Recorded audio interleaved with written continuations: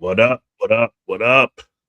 Ladies and gents, boys and girls, you are now tuned in to a brand new live stream of Sportsway with Dray Day podcast. I am your host with the most, the Hoods ESPN, Crystal Street's very own Dray Day. What's up? What's up? What's up? Once again, before I start, thank y'all all for y'all continued support of the podcast. Keep it going, keep it growing, keep it flowing. If you haven't already, it's right there on the bottom of the screen. Subscribe to the channel, Sportsway with Dray Day Podcast. Also hit that notification bell so that way once a video is uploaded, you will get a notification. Like the video, share the video, leave a comment, tell a friend to tell a friend, all that good stuff. This live here is going to be a goodie. And the reason it's going to be a goodie is because I have someone on the show who, like myself, is a huge, huge wrestling fan.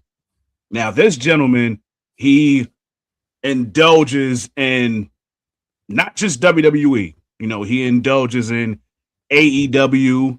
I believe there's times he has indulged in New Japan and TNA, the other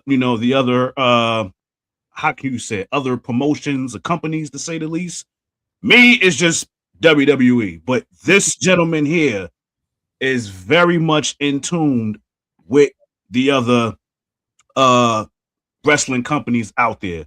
And we've worked together on previous things, but that was when I was doing audio.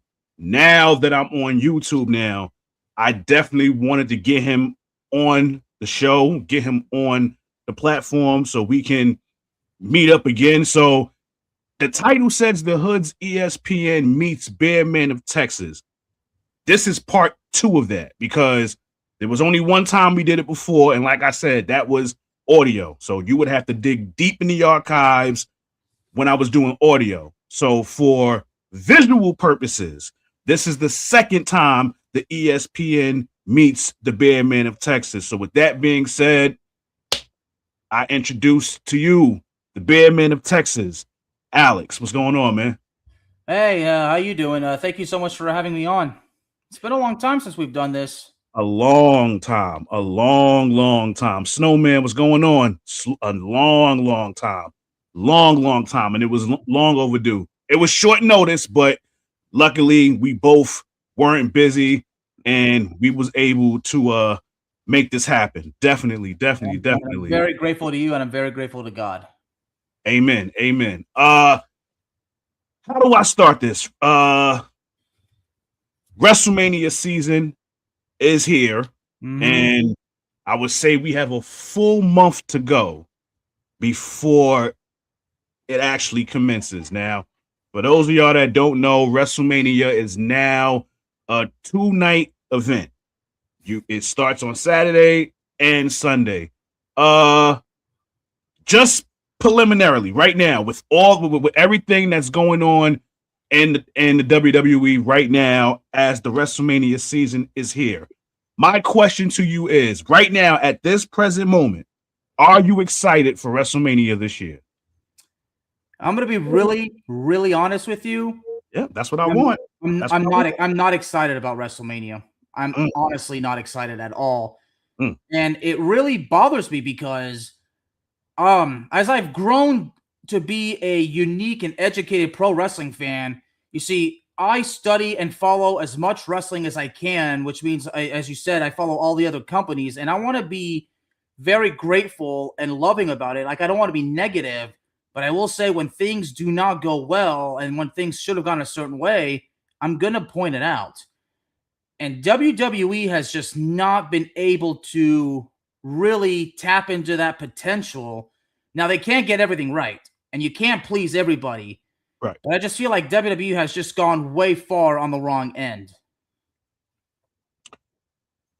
I'm not gonna hold you, because I have some questions that I want to ask you as it pertains to WrestleMania and just the current state of wrestling as it is. So we're gonna be piggybacking off each other. But I am in agreement with you. I am not excited for WrestleMania this year. I'm not. And for those of y'all that don't know, I have done previous WWE content. And usually what I would do is I would do my predictions for like the big pay-per-view events. Now, I'm going to be honest with you. And now that I have you on here, I'm going to be honest with you. I haven't watched a PLE event since last year. Ever since WWE made that dumb mistake and left Peacock and joined ESPN, I was like, oh no, I'm done. Like, I'm not going to be spending $30, $40 a month to watch content when we had a sweet deal with Peacock. I'll take it a step further. We had a sweet deal with the WWE network. Oh, and then they wanted to get hungry, and now they said, you know what? We're going to take everything to ESPN now, but here's the catch. In order for you to watch it, you have to get a bundle that has all these other apps, so then that way you can watch our content. I was like, nah, enough is enough. I can't do this anymore. So in order for me to even stomach WWE content, is watching Raw on Netflix, watching SmackDown highlights on YouTube. That's the only way I'm getting my stuff, because I'm not watching any live PLE events. Now, WrestleMania season is coming. I don't know. I might have to find somebody that'll be on some, yo, you can use my ESPN if you want, because I refuse to pay $30, $40 for an app. Like they've dropped the ball tremendously on this. But how do you feel about that? Well, I 100% agree. Now, I understand why WWE made the decision. I don't agree with it, but I understand why. It's because it's a business opportunity. It's about, I mean, of course, it's about money. I mean, when you own a business like that, you got to do what you got to do in order to make profits. When people say it's not about the money and all that, I'm like, look, just tell the truth. I mean, it's more about that, but look, it's always about the money. There's just more to it. So I get why WWE did what they did, and I don't agree with it, but I get it. They got to do what they got to do, because WWE is just not. It's just not what it used to be. Okay, so they gotta do what's best for business. Okay, but the problem is there's just even if I could not watch the PLEs, as they're now called, I mean, you can't call them pay-per-views because they're not on pay-per-view. Right. But thankfully, I mean, there's notes, and I mean, for me, I can still do an episode reading from Bleacher Report and all that. It doesn't spoil anything for me, but it's just that the biggest problem right now is that WrestleMania tickets are just through the roof, and I'm told that they're not selling well at all. I'm not surprised. Not to cut your wisdom, I'm not surprised at all that the tickets are not selling well. Because to be honest with you, ever since TKO took over, a lot of WWE fans, including us, have been ticked off with the product. We have been ticked off for what's been going on. We've been ticked off with the ticket sales. We've been ticked off with how the creative team has been putting some of these matches together. We have finally voiced our opinion, and we're ticked off about it. There are so many superstars that are on this roster that deserve more than what they're getting right now. And we're just not jacking it right now. We're not feeling it. It's a lot. It's a lot. And I'm gonna get to the names in a few. I'm gonna get to the names in a few. But I'm so proud that there's fans out there like us that are tired of what's going on, and we're speaking up about it. And listen, it's gonna get worse, because we all know where Mania at next year. So if you think ticket sales is bad this year, wait till what happens next year, because nobody, because again, WrestleMania it's a global event. It's not just it's in the States, so it's just fans from all 50 states. Oh no, you get fans from Ireland, you get fans from Europe, you get fans from Asia, You get fans from Africa. They all come around to witness WrestleMania. Right. Next year, that won't be the case because none of those fans are going there next year. That's not going to happen. So the only people that will be in attendance for Mania next year will be those fans in the Middle East. And I'm telling you, it's not going to go well. It's not going to go well. So I'm honestly not surprised that the sales is not what they are. But of course, they're gonna sit there and try to lie and inflate these crappy ass numbers. But we know the truth. We do. And well, for me, what's funny is I've revealed on my podcast, Ringside Chaos, that I'm really worried about the stake of the company because I hold stocks on TKO. I actually invested in stocks on TKO. So I'm really hoping things would go good so my investments would turn into a profit. I will say of course, I mean, you got to point out that, when you're a passionate wrestling fan, and if you can, and if the wrestling company becomes publicly traded, then of course, I'm tempted to invest in it. But so I'm really hoping for the best. But at the same time, I just feel like WWE is just kind of bouncing back and forth. Like there's just literally a pendulum swinging, but it's just moving so fast. Like, lately, I mentioned this on my show, and I should do an episode on it tomorrow because of the heel turn that we just saw. Yes. I was heavily insisting that it's proper for Cody Rhodes to turn heel on Randy Orton. But as we know, the opposite happened. So 2009, Randy Orton came back. Now, I am happy because I love the heel Randy Orton, but I still think that in this case, Cody Rhodes should have been the one to turn heel, and it should have happened at WrestleMania. I agree. I love the heel turn. Me personally, I prefer Randy as a heel. I get that he has the charisma now and he does the whole RKO out of nowhere and things like that. And I remember watching him on SmackDown last week with the back and forth with him and Trick Williams, and just seeing him break character as him and Trick Williams go back and forth. I'm like, yeah, he's having too much fun right now. I might need heel Orton to return. And again, I was at work, so I wasn't able to watch it live. I'm on my way home from work now, and I'm sitting in the back of the car going home, and it just so happens I go on IG and I see Randy Orton beating up Cody. So I was like, oh, this is the heel turn. But then I'm like, I get it, but then I don't get it. Because like you said, it should have been Cody to turn heel. Because, I mean, let's be real. And I actually said this to you in one of your videos earlier, where I was like how it's a pattern now for the past 3 years that Cody has gotten his ass whooped before WrestleMania. Right. It was against what was it? I think 40, The Rock whooped his ass backstage, outside. All right, I remember that, yeah. 41, Cena and Travis Scott and The Rock. And now this year, Randy Orton. Cody Rhodes' baby face tenure right now is just stale. It's stale like it's stale like Pepsi soda. It's time for him. First of all, he has the moniker the American Nightmare. How about you make him a heel?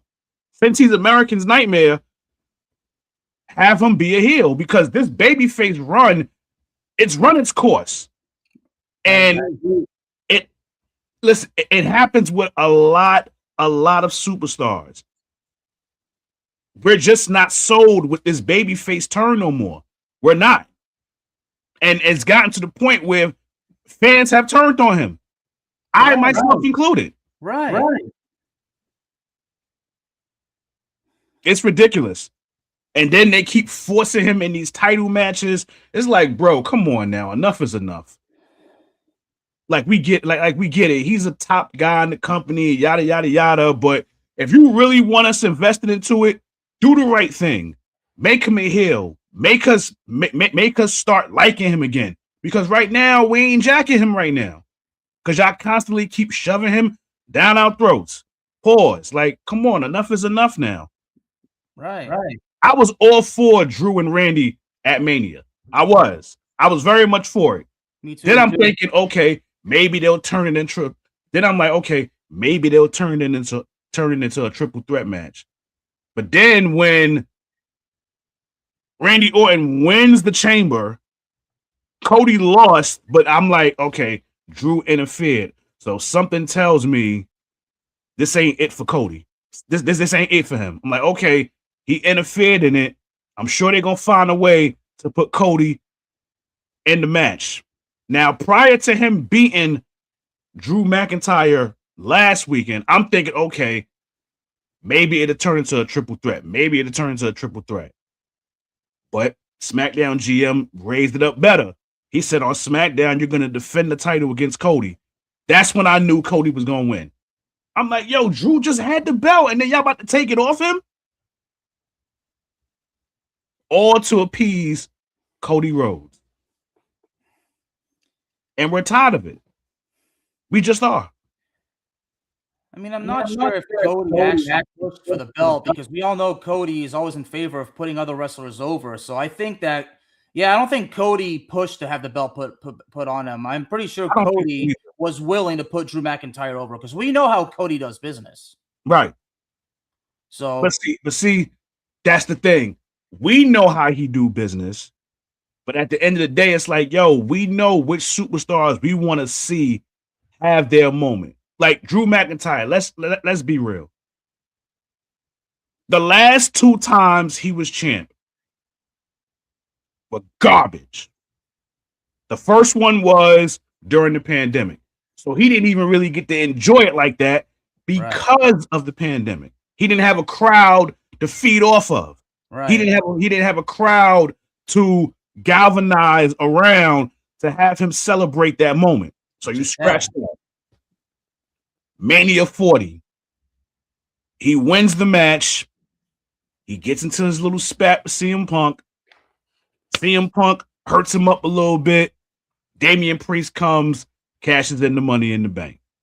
I'm like, this dude couldn't even enjoy the belt for no more than 5 minutes. And then he drops it. And then we fast forward to this one. And what was it? Just 2 weeks he had the title and then he dropped it? No, it was 56 days. I think he won it back it was in Europe.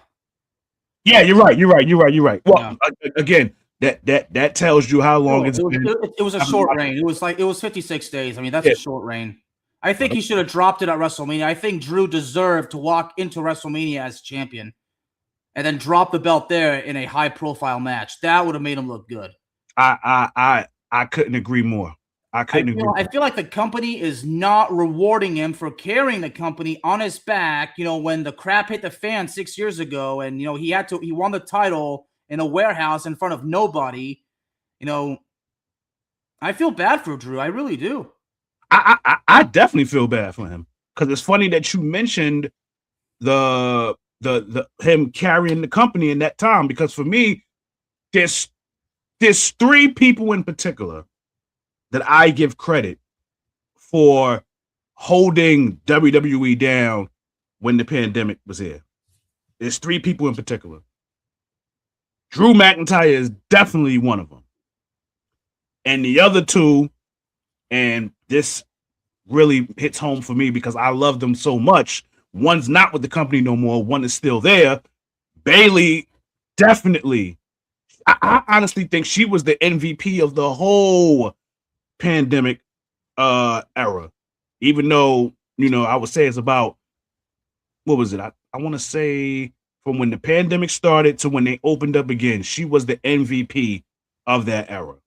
And then obviously, formerly known as Sasha Banks, but Mercedes Moné, she was the other unsung hero. But yeah, you're absolutely right. Like I feel so bad for Drew McIntyre, so bad. Now I get there's a rumor out there that he quit yesterday because he's going to film a movie or something like that. But even so, it's like, yo, he still deserves way more respect than he's getting right now. and it's disgusting that they keep shoving these other people down our throats that we just can't stomach anymore, and we're tired of it. Yeah, it's brutal. It's very, very brutal. And you know, I should have mentioned this on my show. Like, if Cody Rhodes turns heel, could you imagine a feud between Cody Rhodes and Seth Rollins, but this time Cody's the heel and Rollins is the face? I mean, we've seen it before. I mean, it was the other way around, but this time I want to see it go the other way. I mean, it reminds me of a rivalry that we never saw. We've always seen Undertaker versus Kane, but it was always Kane as the heel. But what if we saw Kane versus The Undertaker with The Undertaker as the heel? I just think I just think that when it comes to certain superstars, they've had babyface runs for so long. A heel turn is what they need to get them to that next niche. And for me, the two people that I can think of, and I know I'm gonna mention her again because I love Bayley. I love Pamela very much. And when she turned heel, that was the greatest move WWE could have made.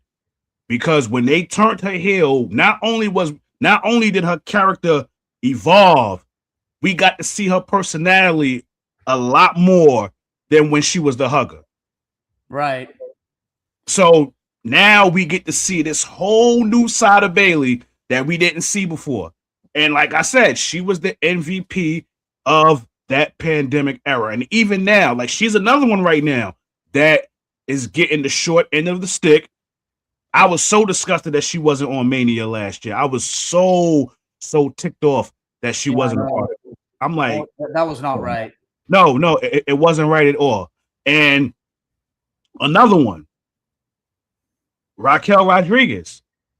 Like, when she became a heel and joined Judgment Day, I felt that was the best move that could have been made for her.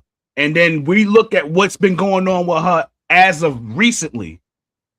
Ever since Kevin Nash made those statements he said about her, she has gone to a whole nother level. And it's paying off in the ring, and now it's paying off with the fans because now we're heavily invested in her. It's like, yo, you got fans out there that are clamoring for her to get one of those belts. Me personally, I don't think it's time yet. I can understand why people would say that. I don't think it's time yet. But I have the perfect scenario for Raquel Rodriguez. But before I give that scenario, I want you to tell me what you think of give me 3 superstars that are currently faces that you would like to see as a heel. Just give me 3. I don't even want 5. Just give me 3. Is it just in WWE or anywhere? I would just say WWE because, again, I don't watch the other platforms. So to mention them will be like, I can't even engage in this because I don't even know them. Like there's some wrestlers in AEW I'm familiar with. Now, obviously, some of them is because they was in WWE, but there are some in WWE that I never heard of before that I know. But let's just keep it WWE, so that way I can engage in it, because the characters that you'll say in AEW, I'm probably not going to know them. I think Bianca Belair is one of them that we should see turn heel soon. I would say Rhea Ripley, but no, I think Rhea Ripley is doing extremely well as a babyface. So I think Rhea Ripley should stay where she is because she's so over with the fans, but even the fans love her as a heel. I think if Io Sky turned heel and feuded with Rhea Ripley, I think if it's written and produced well, it would work. I think Sami Zayn might have to revert back to a heel because since he turned face, I mean, he can use the story. He never elevated to the main event status. There's just so much right now that come to mind. But in a particular scenario, you know, you talk about somebody that just turned face. I mean, that's obviously Finn Balor, the original leader of the Bullet Club. Right. He was just betrayed by the Judgment Day. And I said on my show that I think him versus Dominic Mysterio at WrestleMania is going to do good for both. Oh no. That's clearly that's the direction that they're going, and the only way I'm co-signing this, the only way I'm co-signing this in WWE. I know y'all not watching, but if anybody sees this video and can send this to them, the only way we are going to be fully invested into this match is if you bring out the Demon Finn Balor. Yes. We do not want to see the regular Finn Balor. Even though we love him. We love him. It's been so I can't even tell you the last time we seen Demon Finn Balor. And I think on the grandest stage of them all, the showcase of the Immortals, I think that is the best time to pull that trigger and have Demon Finn Balor return for this match with Dominic Mysterio. I 100% agree. And you mentioned Raquel Rodriguez.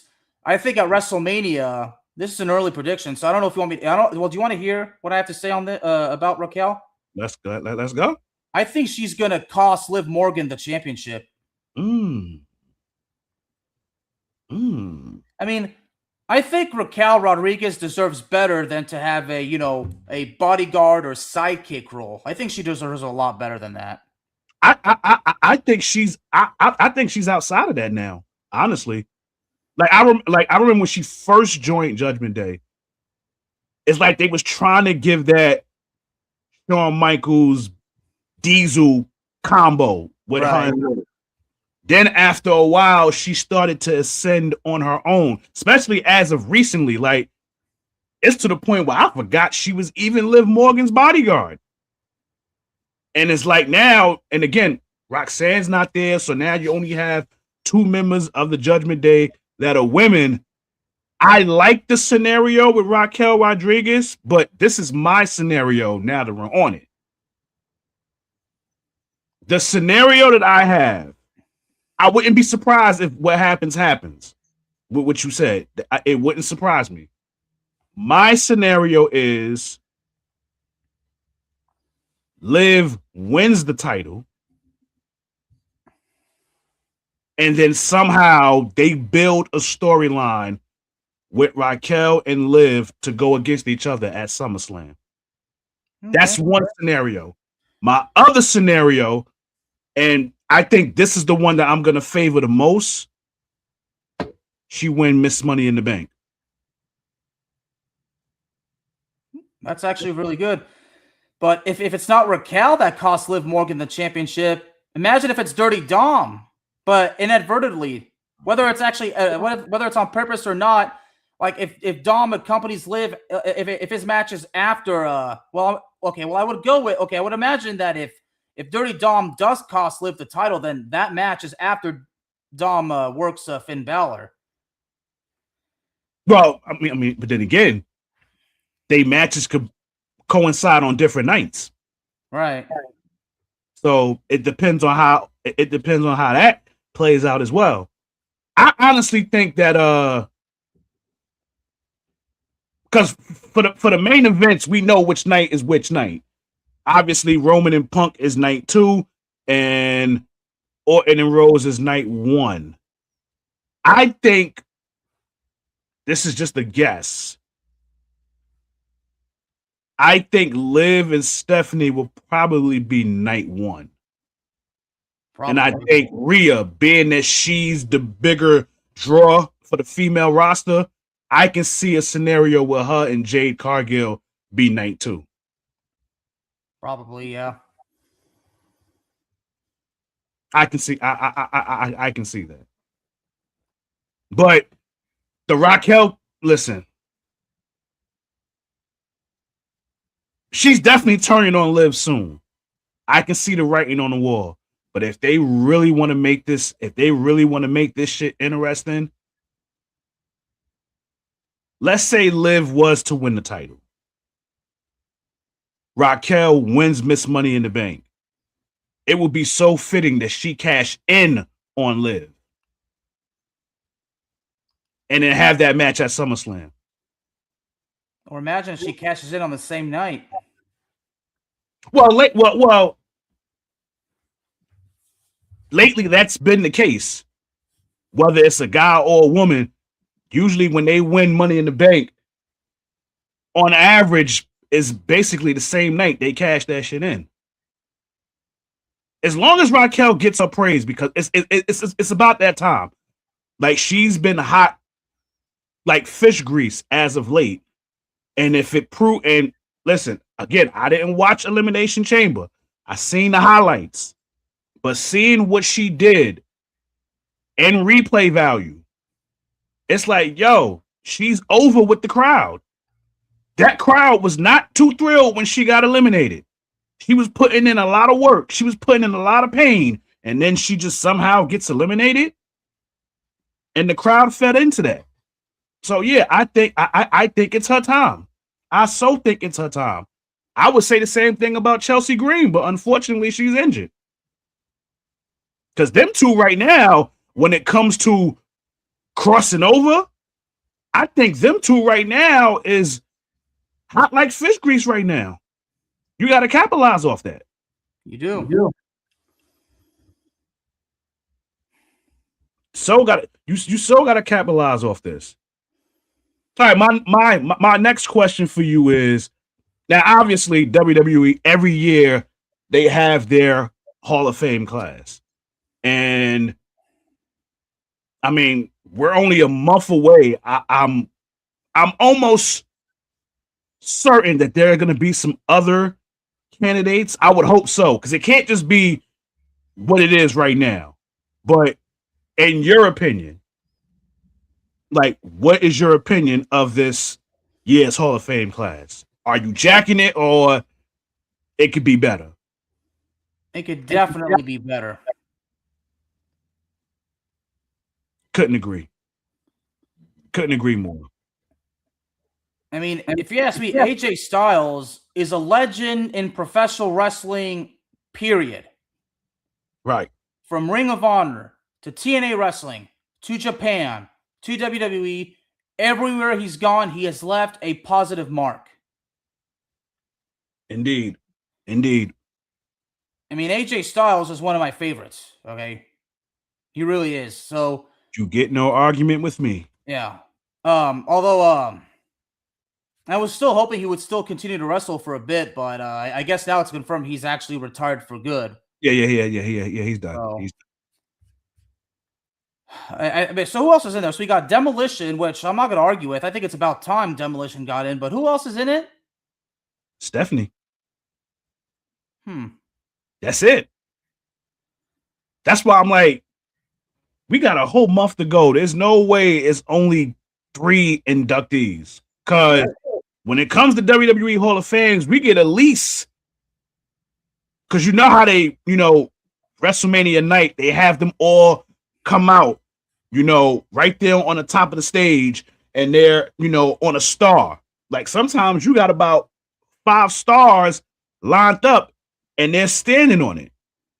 It can't just be 3 people going in this year. So, like, for my liking, I'm hoping at least 2 more people go in.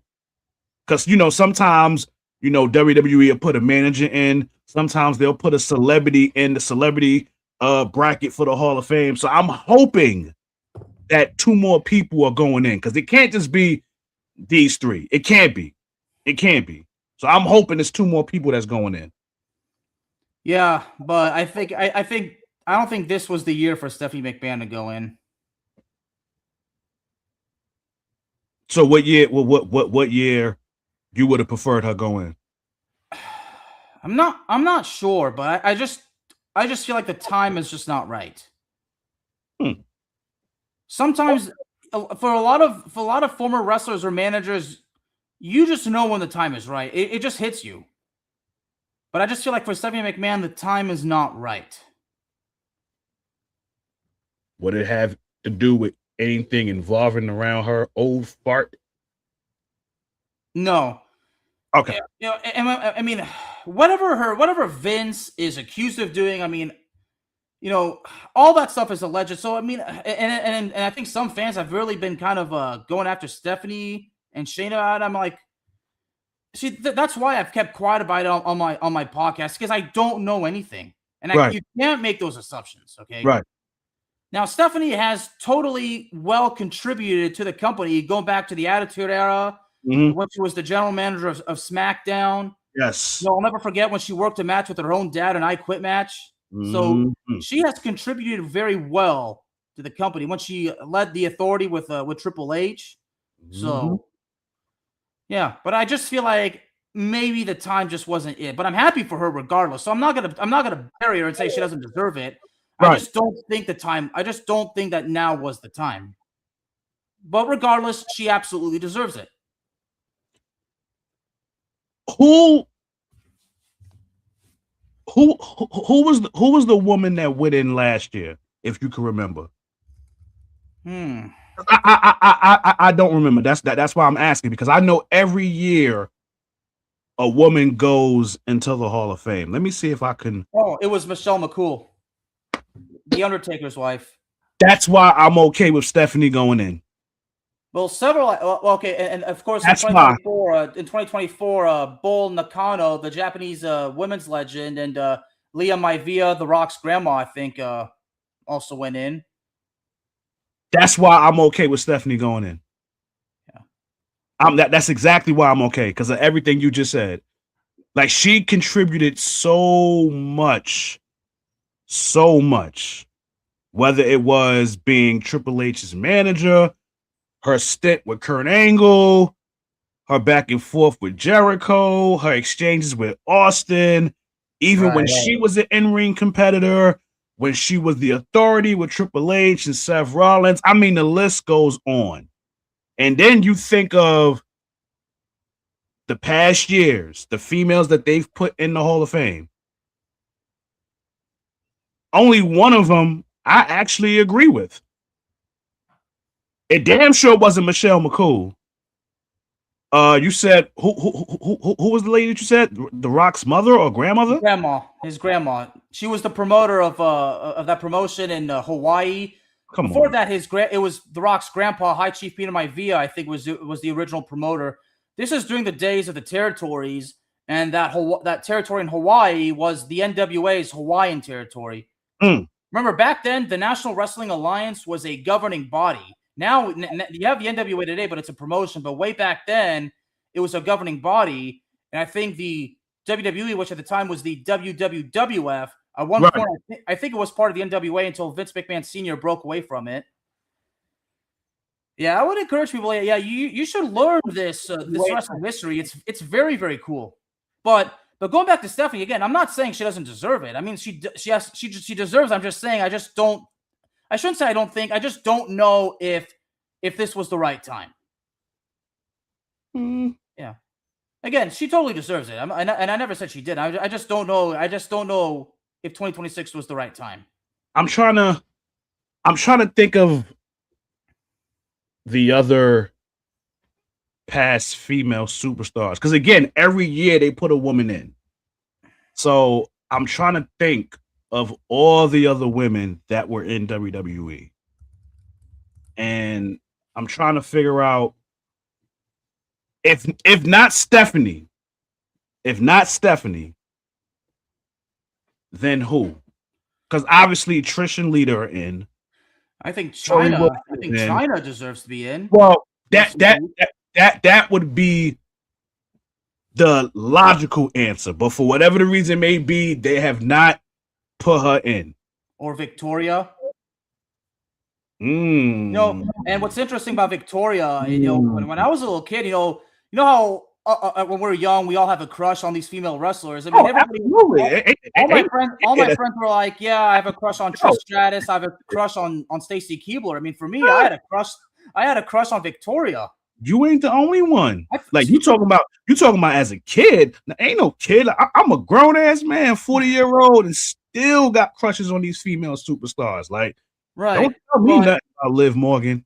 Don't tell me nothing about Bayley. Like, them two. Listen, I mean, I can go down the list right now if you want me to. Like Bianca, obviously. Io Sky. I love me some Genius of the Sky. I'm trying to. Well, obviously, Liv, Roxanne. Oh, oh my God.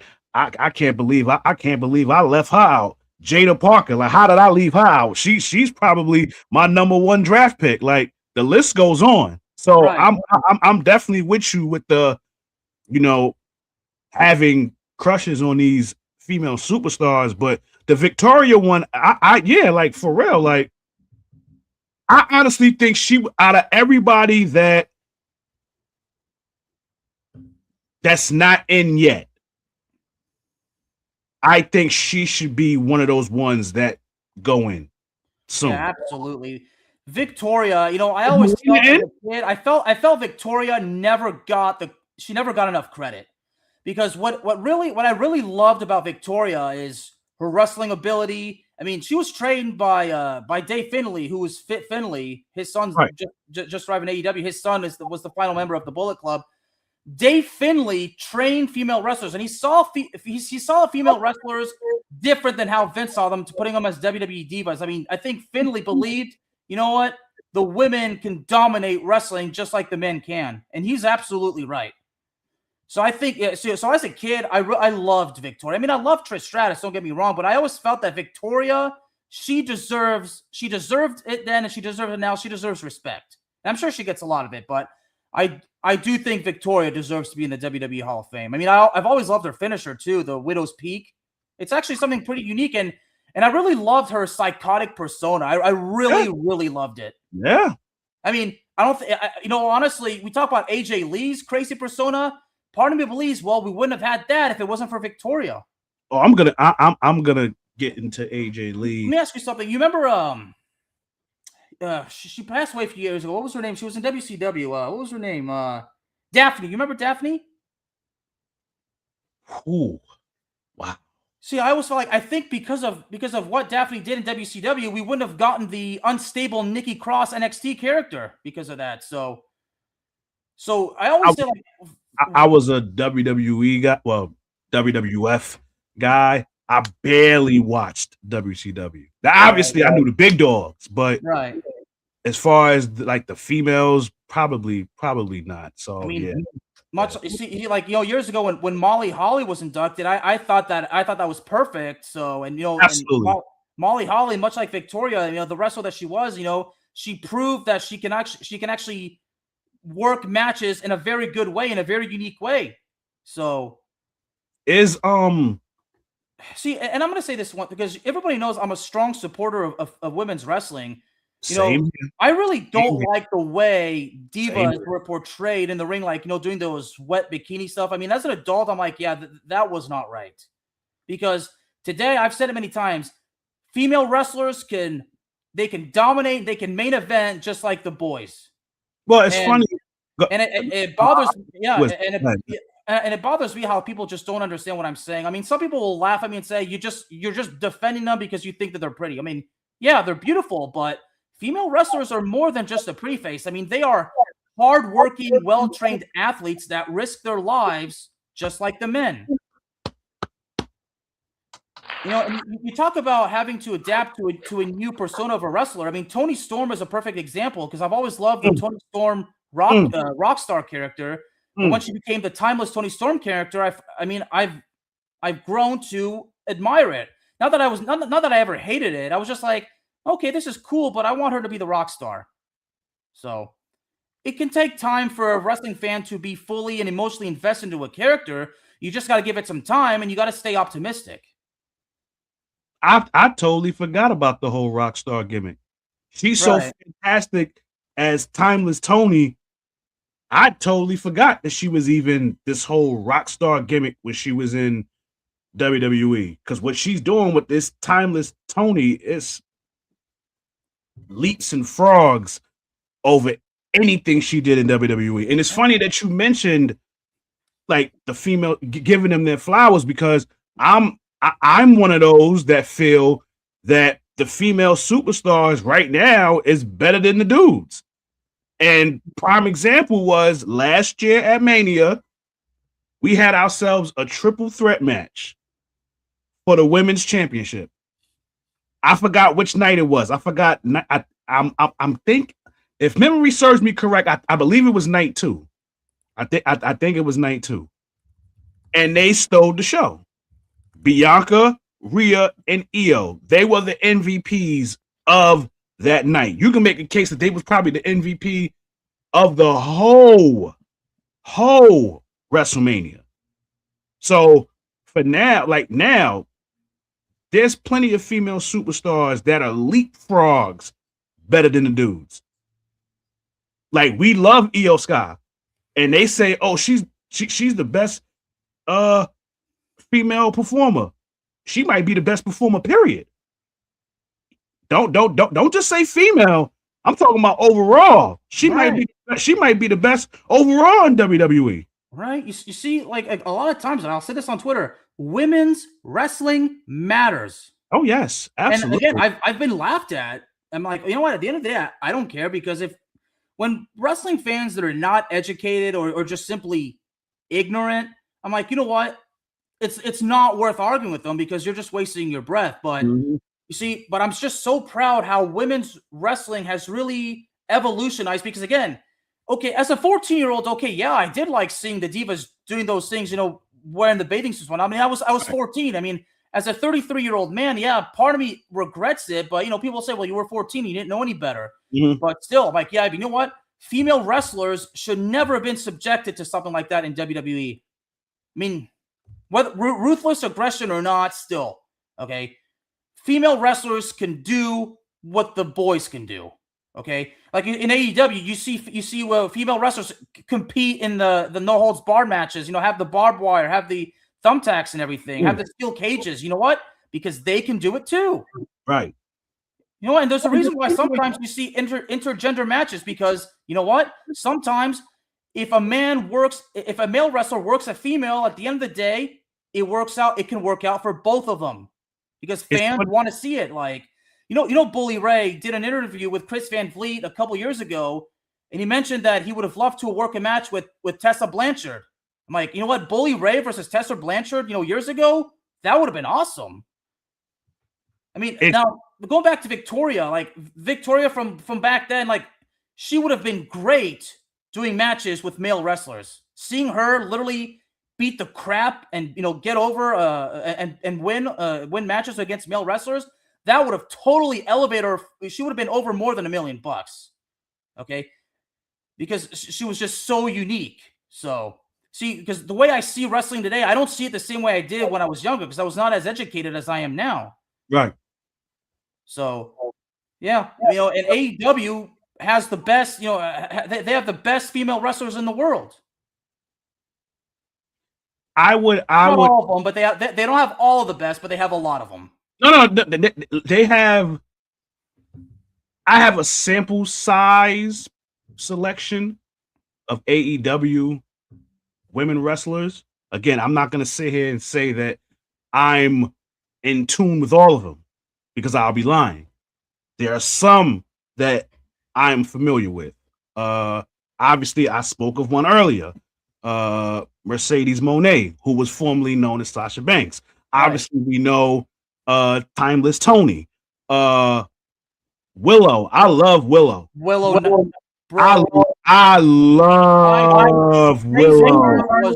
Praising Willow Nightingale is one of the most astonishing blessings as a sports wrestling journalist, because Willow Nightingale, much like a lot of the female wrestlers that I have highly praised, she is brilliant and she is unique in her own way. Yes. And what I admire the most from her is that she has a unique passion for the business, and she is more than 100% confident in herself. I love Willow. I adore Willow Nightingale. Absolutely. I mean, the work she's done in Japan is phenomenal. And I believe I think when I was in Tampa a few years ago for WrestleMania, I believe she's at one of the independent shows I went to. I might be wrong. So I don't remember if I did see Willow Nightingale in person work, but you know what? If one day I get to, I'm gonna get on my knees and thank the Lord for that.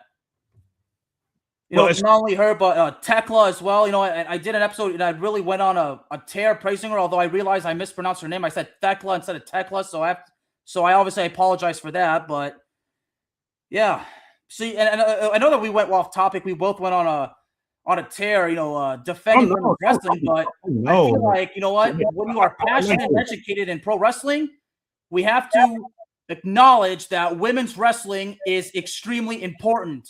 It's a valuable asset to the world of professional wrestling because, again, the women can do it too. They can main event shows. They can sell out crowds too. They can do everything. Yes, they can. You just got to give them the ball and let them run with it. And you have to trust them. Mm-hmm. Do not hold them back. Let them show you what they can do. And if you do that, more than likely, you're going to get far more than your money's worth. Unless you're the Bella Twins. No comment on that, but oh man, listen.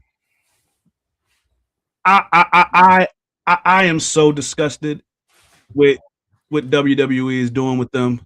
I mean, this is probably the stackest the women's roster has been since Lord knows how long. And for some reason, they are constantly trying to drive these women down our throats. And what's so crazy to me is, do you know the phrase "read the room"? Yeah. WWE, the creative, they're not reading the room. And clearly, the fans are not invested into the Bella Twins. Every time they come out, the crowd, the chants are very low.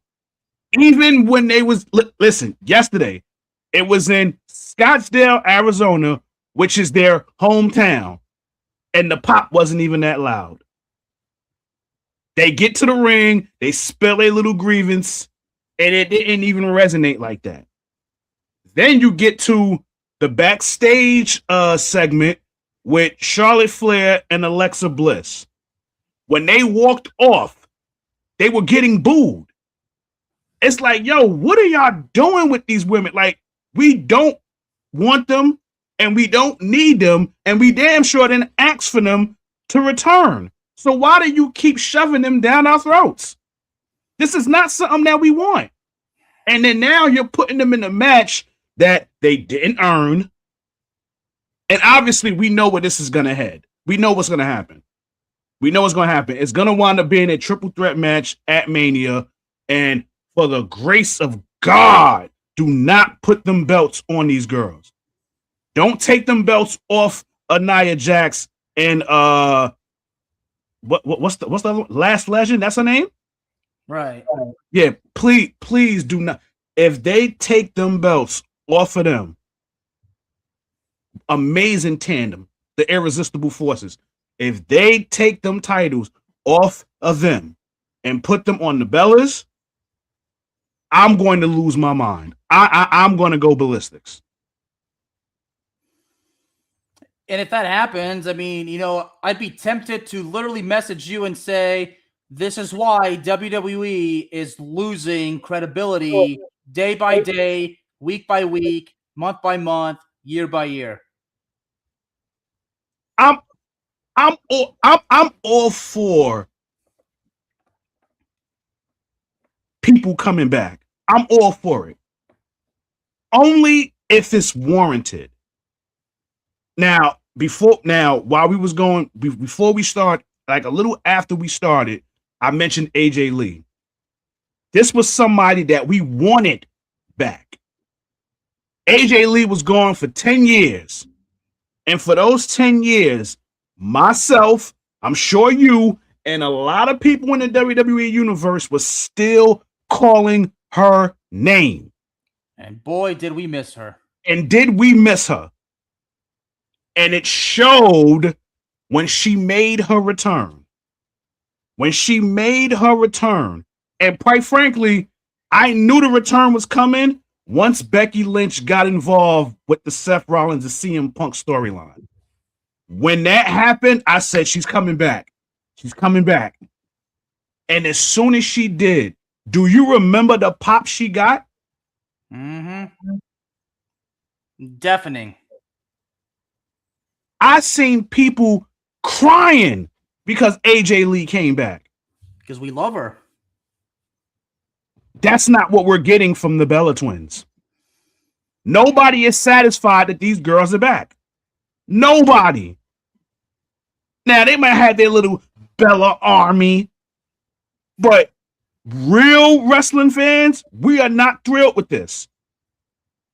We don't want them there, and we don't need them there. This women's division is stacked to the ceiling. We don't need the Bella Twins at WrestleMania. We don't. I agree. We don't need them. We don't need them. We don't need them at all. You know, you got to build and focus on the future, not the past. It's crazy. It's ridiculous. It's ridiculous. Yeah.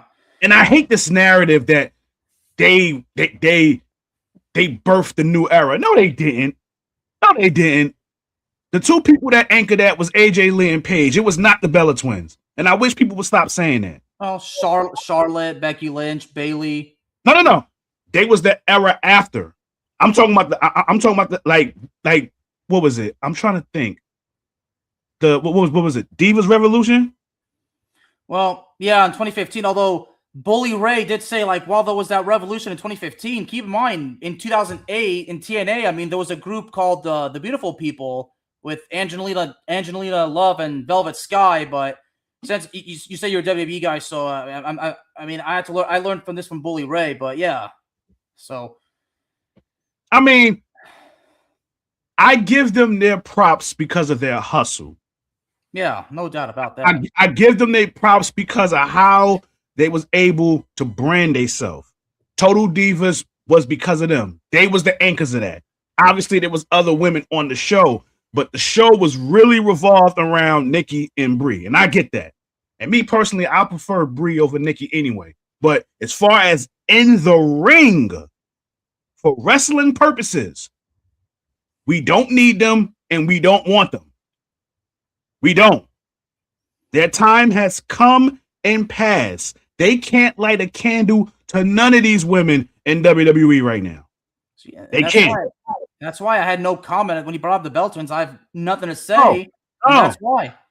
In this era of women's wrestling, you have to be able to perform. You cannot get in that ring if you don't know what you're doing. And we have countless evidence that the Bellas have no idea what they're doing. Primarily Nikki, because she was the one that's been back the most recent. We got the footage, the film, Isaiah Thomas, the great Zeke, Isaiah Thomas, the one that stay hating on Michael Jordan. He has a famous saying, the film don't lie. The film does not lie. We do not need the Bellas at all in WWE. I just needed to get that off my chest because every time I see them, it irks my nerve. I respect their hustle. Congratulations for being in the Hall of Fame. But to be on this stage, to be in this era, they ain't got it. And clearly, WWE has this thing where they keep wanting to shove them down our throats. And I'm just not jacking it. I'm not. Yeah. Again. Not as you see, I'm at a lot because see, it's so like that. I don't even know what to say. That's why I have nothing to say, and I have nothing to say. So, because for me, it's like we've seen people come back, and they put on amazing performances when they returned. I remember when Trish retired and came back. I think she fought Charlotte. Put on a classic. Right. Even Lita briefly came back, and Lita still looked great. Exactly.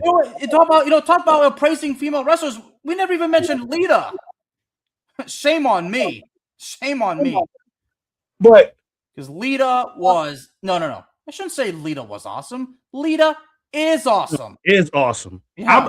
I believe. I mean, I'm quite sure she's done with wrestling now. Sorry, Lita. I truly believe if she chose to come back, she can hack it. I'm almost certain she can. I'm almost certain. But since we're on, the women topic, the two matches that are set for Mania, because supposedly there are going to be more women matches, but I just want to stick to the title matches right now. We got Jade Cargill, we got Rhea Ripley, and we got Stephanie Vaquer and Liv Morgan. Are you satisfied with those two title matches for those respected women's titles? I'm absolutely satisfied with Mommy taking on Jade Cargill. Okay. And I hope, and I think part of me says Stephanie Vaquer losing the title would be a bad move, but I don't have a problem with Liv Morgan being champion again. I mean, it's just got to be done under the right circumstances. But I have a soft spot for Liv. I ain't even gonna hold you. I just don't know what the future has in store as far as Liv Morgan goes regarding the Judgment Day. I think at this point, I think she's the leader at this point, right? Who? Liv Morgan? For Judgment Day? Yeah. I would say her and Dom going hand in hand. All right. So I would say now that Finn is gone, I would definitely say it go hand in hand. Yeah, for the most part, yeah, I am satisfied, but in order to basically be at 100%, we have to wait and see how the match plays out, but most importantly, how the match ends. Because you can be satisfied with a feud, and it can go all well. But if the match itself craps the bed and the finish is horrible, the whole thing goes down the toilet. I agree. Because that affects the status of both those wrestlers. I agree. At the end of the day, you can't blame it on them. I mean, they just do as they're told. Although I do believe that when they're over like that, and when they've basically had the crowd, when they've held the crowd in their hands, I think they should tell creative, nope, that's not going to work. We're not going to do it like that. See, and when Vince was running the place, it didn't matter how over you were. It was always Vince's way, unless of course you were certainly the top guys that made him the most money. Right. But see.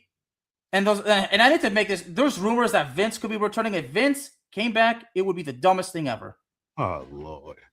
I mean, oh Lord! When I hear all these stories of Vince yelling in the announcer's ears all the time, telling them what to say, when to say it. See, that's one thing I hate. It just does not make sense to tell the play-by-play commentator all the time to tell him what to say, when to say it. Seriously. Let me tell you something. Micromanagement is and I get it why sometimes it happens, but it's the worst. Let me tell you something.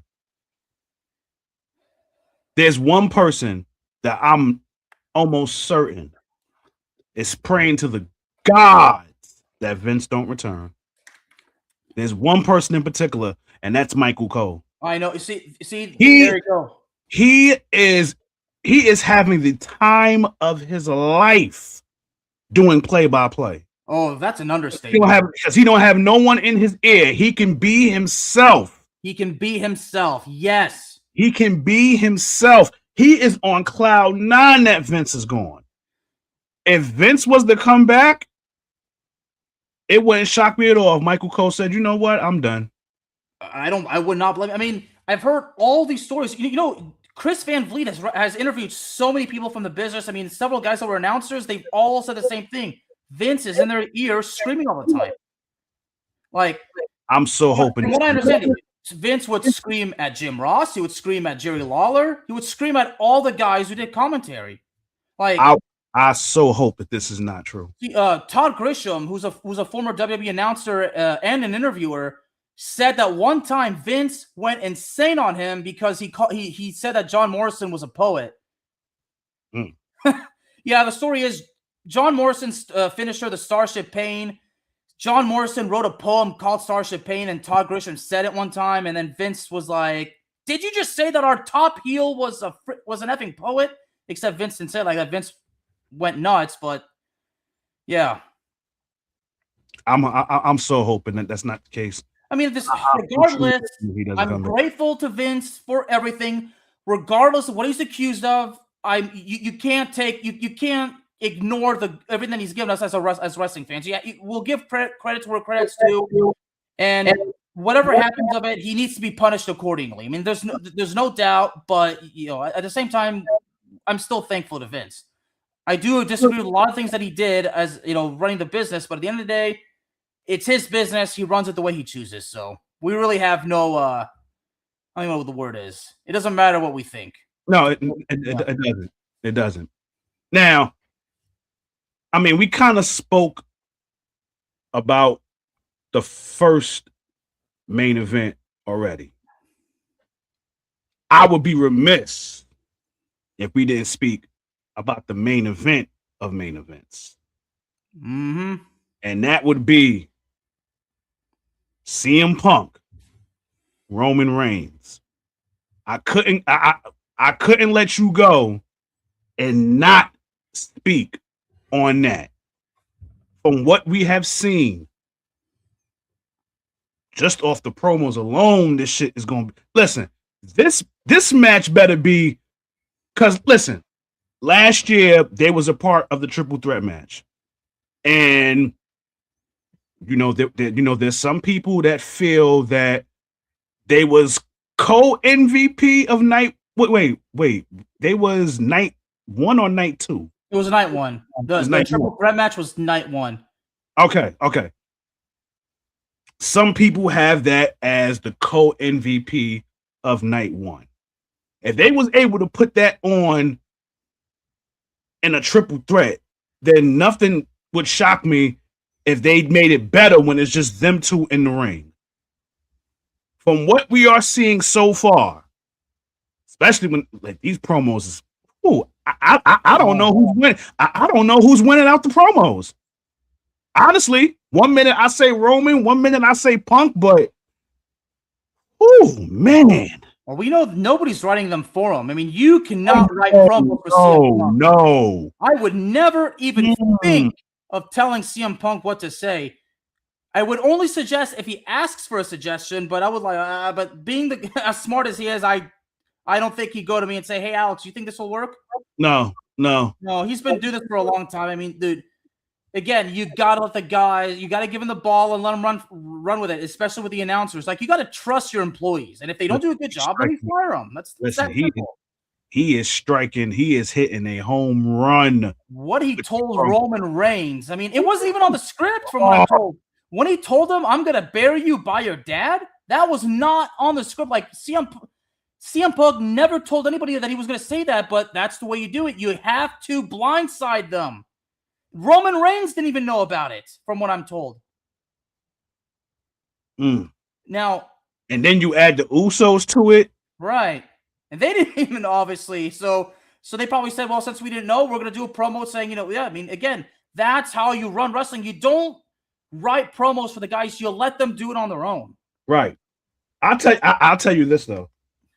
And hold on, I'm trying to get this Team USA and Italy basketball game on my shit. Is that the basketball World Cup? Yes, sir. Yes. All right. The baseball one is later.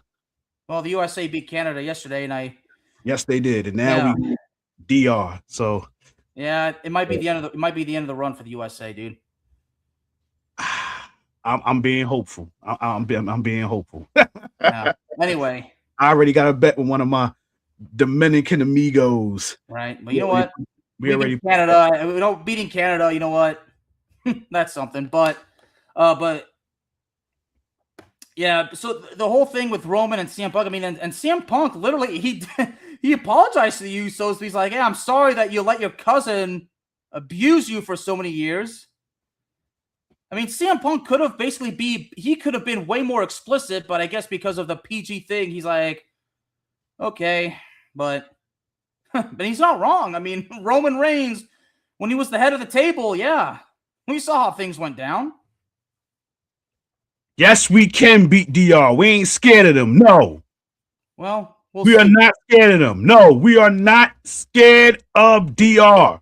I don't care who they got on their team. They can have Soto. They can have Tatis.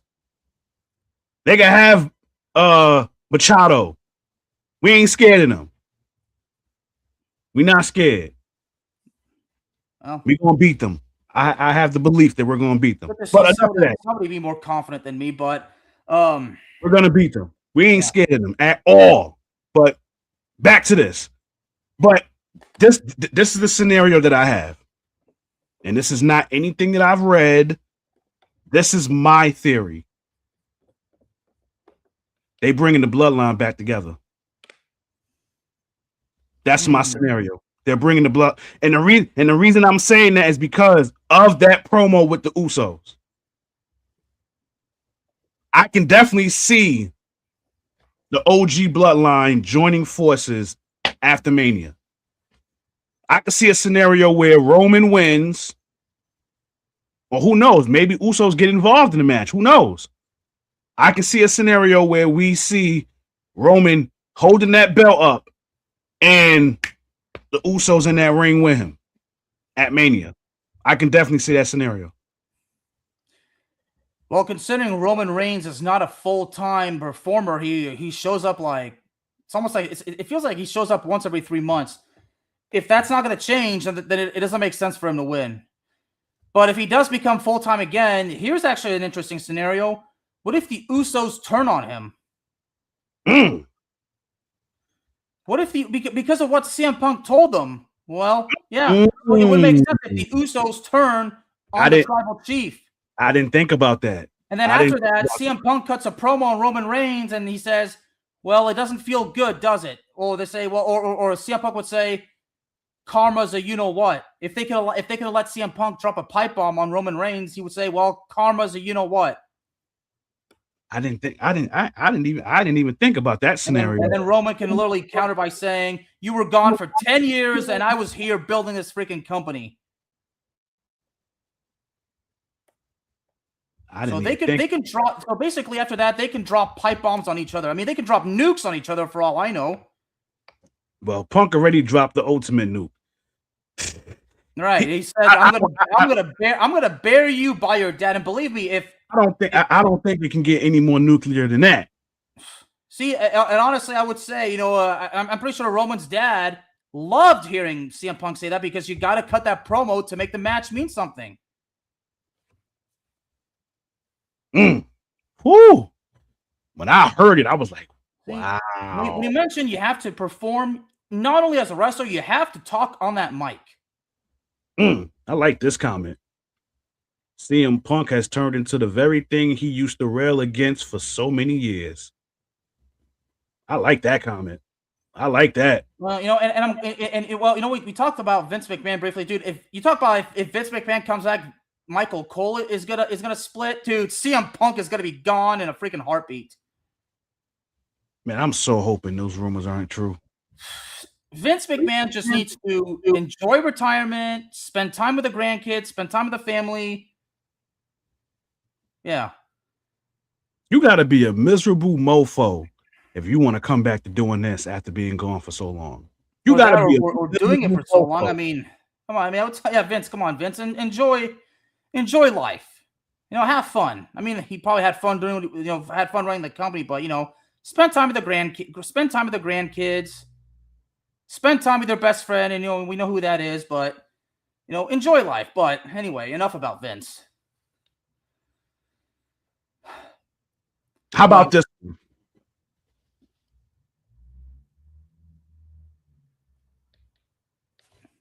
All right. Before we go, give me your wishful thinking. Give me your 3 wishful scenarios that you would like to happen at WrestleMania. I think CM Punk retaining the championship is one, because look, no disrespect to Roman, I acknowledge him. He's my tribal chief, but I just think taking the belt off CM Punk is just it's not right. I wouldn't even be surprised if Roman felt the same way. He's like, yeah, I don't need to take the belt off CM Punk. Okay, yeah, Big Dog is right. At least Vince knew how to tell a story, but yeah, but I think Vince's time is just, is Yeah, has come and go, but not yet. Not Brock, yeah, yet. not yet. Not I don't even yet. know. I don't even know who Brock is Not even working. yet. Um, I'm I'm intrigued to see who his opponent is going to be at Mania. I don't think it's going to be over yet. It's too early. maybe it should be Gunter. That's But who I was thinking. That's who yeah, I was thinking. I was thinking that it was going to be Gunther. That would be the. I mean, I think I've been going with that since Royal Rumble. Honestly, I think I've been on that wave since Rumble that Gunther was going to be the one to go against Brock at Mania. right. But Brock and Orton, that has to happen. That has to happen. That's the one I know for sure. I think CM Punk. But now, if the Randy Orton's heel turn had not happened, and if things were to go the way I predicted with Cody turning heel at WrestleMania, then my scenario on that one was the match is going to be brutally physical. Like both guys are going to bleed. Oh, Orton and Cody. Yeah. And and could you imagine if Cody turned like the way Cody would turn heel is a low blow and then the crossroads and he pins the title. You know what would be the best thing if Cody had turned heel at the match? You know what would have been the best thing for him to do immediately after turning heel and winning? What? Punting Randy Orton's head. Well, that will make people fully invested. Yeah, but obviously WWE creative we're not going to do that. Yeah. We want babyface Cody. So I guess in this case, if I'm going to give something out of that match, well, I guess if Randy Orton wins and becomes champion, then maybe he delivers that punt to Cody. Because many, many years ago, remember when Randy Orton punted the late Dusty Rhodes? A long time ago. We said that we talked about this before. Like we talked about this when we first started. It should have happened last year at WrestleMania. A long time ago. Cody should have turned heel on John Cena. A long time ago. That's what I strongly suggest. Cody turning heel on John Cena and retiring him at WrestleMania. Absolutely. In fact, probably before that, because if you remember, a little before that rematch at SummerSlam, the fans were already turning on Cody. Right. They were pro Cena. And mind you, Cena was supposed to be the heel. Right. No. Leave Toni Storm right where she's at. No, they crapped the bed with Toni Storm already years ago. Nope. No. Leave her right where she's at. She does not need to go to WWE, brother. Because if she goes back to WWE, trust me, they are going to F that up. You know that, and I know that, big dog. Right. They're going to F that up. And we do not want that for Toni Storm. We do not want that for her. She's one of the best things in AEW. We don't want her back in WWE because we know what's going to happen. Right. It's not that she can't hack it with the girls because we know she can. But we just know from a creative standpoint, we know what they're going to do with her, and they are going to F that up. Mm-hmm. And that's not what we want. We do not want that. Not at all. Absolutely, she's the best thing at AEW. Absolutely, she is. Absolutely. Yeah, she is. Yeah, she literally, she's a revolutionary pioneer. So, yeah, and I was saying earlier how when she became timeless, I was like, oh, I want the rock star Toni Storm, but I've grown to embrace the timeless character. Absolutely. My wishful thinking.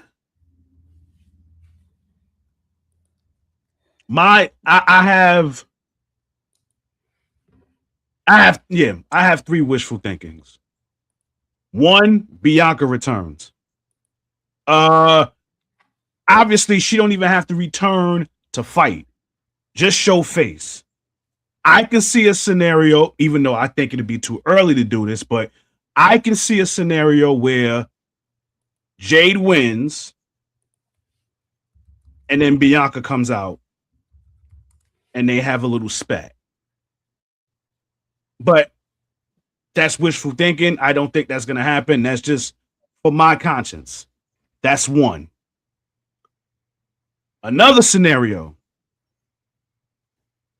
and I truly hope that this happens. I really hope this happens. Obviously, Trick Williams will be on the card. Remember, it's night 1 and night 2. Trick Williams is going to be on that card. The only way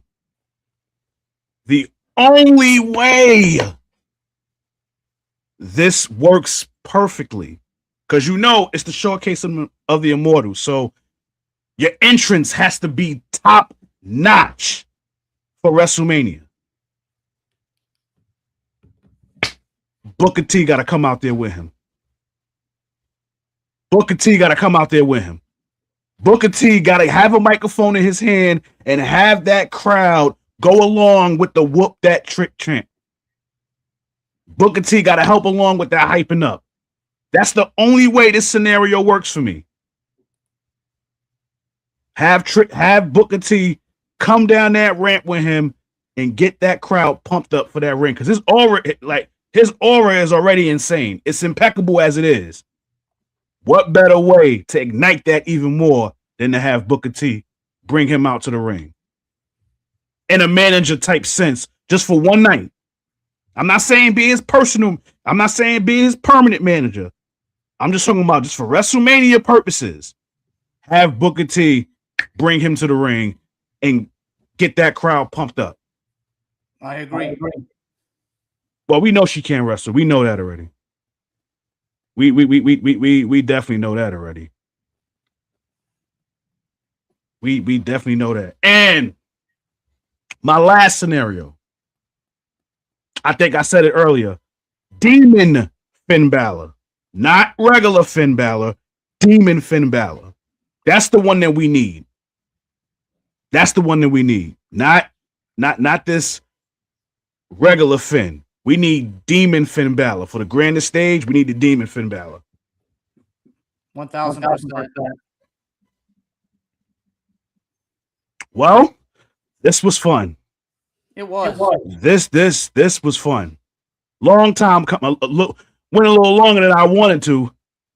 I usually, like to do an hour, but it's a good thing when you have a rapport, and sometimes you just say things off the cuff and you go along with it. So, hold up. What about Joe Henry? His pop. Oh no, his pop was epic last year. It was. It definitely was. Absolutely. But I think Trick Williams could oversee that. I think he can.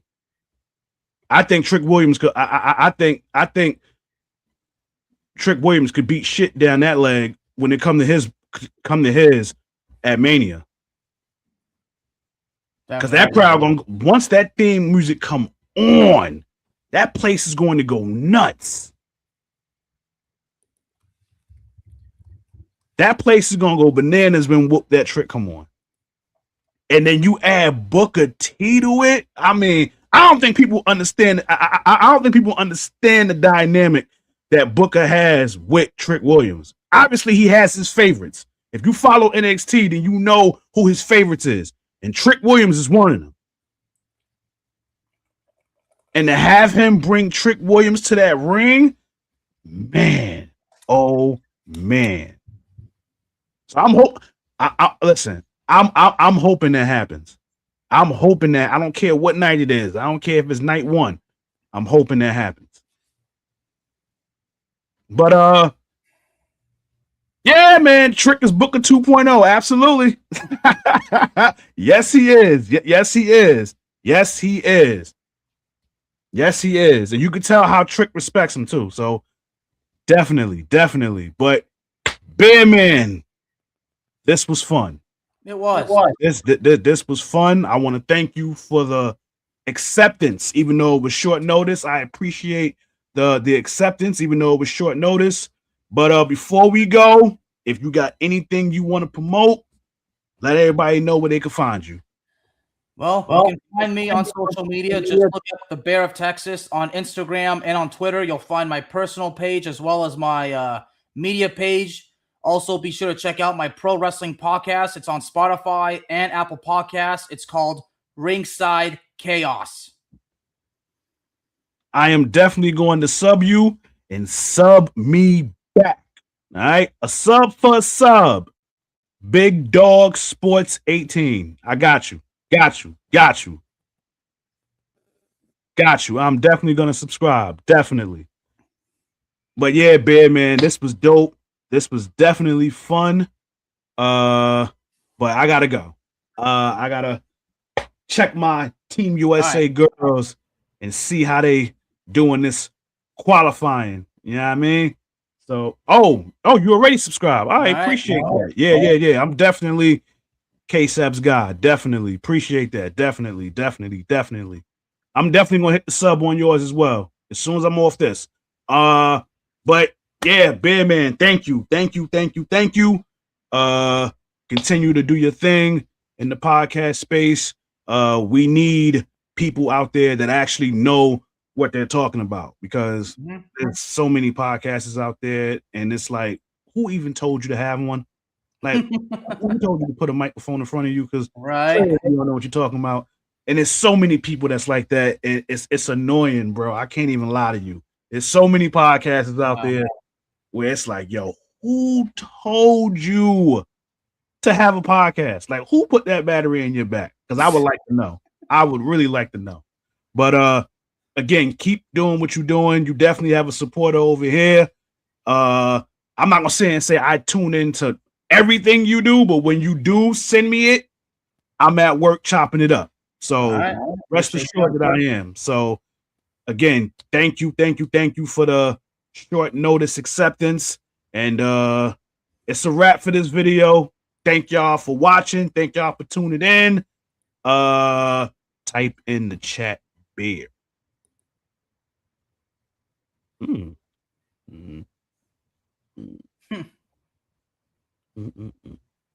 think he's talking to you. Okay. Like, what does he want? My pro wrestling podcast? Yeah. Okay. Yeah, type it in.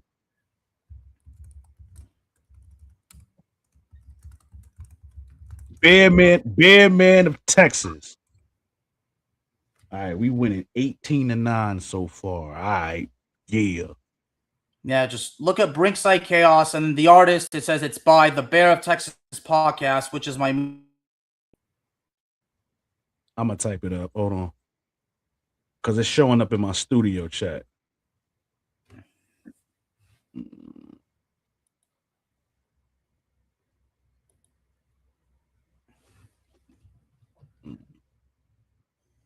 Hold on.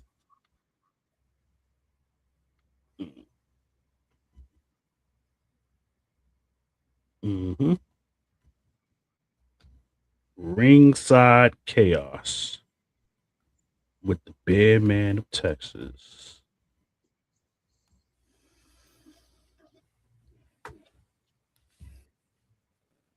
Bam.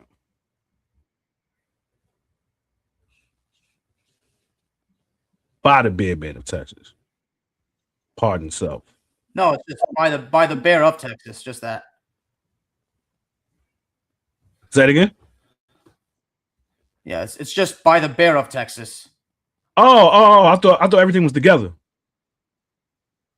Yeah, it's by the Bear of Texas podcast. You don't have to put man; it's just Bear. All right.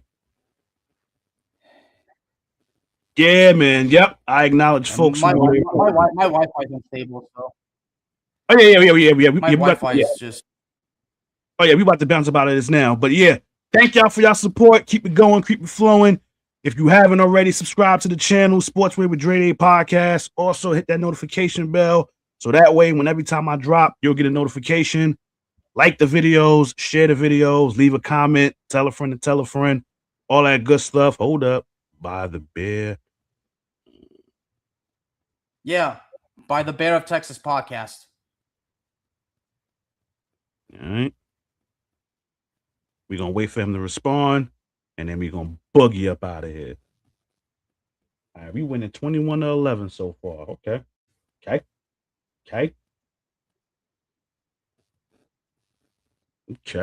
Got you. All right. Big Dog, appreciate you, man. Appreciate you. Alex, again, appreciate you. Catch you on the flip side. God bless. Peace and love. Your boys are out of here. Peace.